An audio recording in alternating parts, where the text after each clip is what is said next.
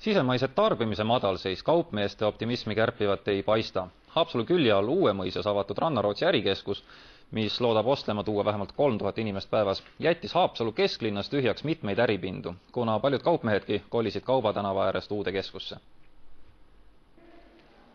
Tervitus, orjarahvas! Noh, elate siin nagu prussakad, köögis! Selliste, mitte just sõbralike hõigetega avati Rannarootsi nimekandev ärikeskus. Ja üllatused sellega veel ei lõppenud. Tavapärase lindilõikamise asemel pidi uue suurpoe juht Viikingule rinda pistma. Mundade üle ma tegelikult väga ei kardagi, et selles mõttes, et siin täna meil oluliselt konkurente ei ole ja me ikkagi paneme rõhku sellele, et me oleks nagu parim ja suurim.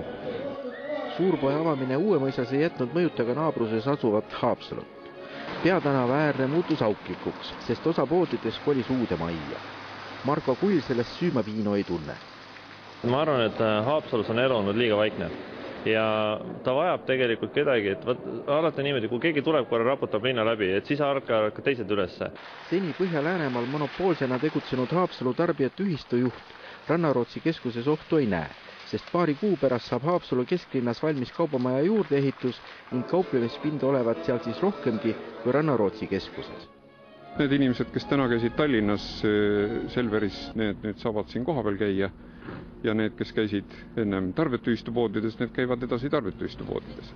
Milliseid muudatusi see uue poe ehitamine on teie firma tegevusse toonud? Ega meie firma tegevus on see, et kaubaautod ei pääsenud hästi läbi, sest see tee oli siin remondis pikalt. Rannarootsi keskuse juht Marko Kull lubas, et ristmik saab lõplikult valmis mai keskpaigaks.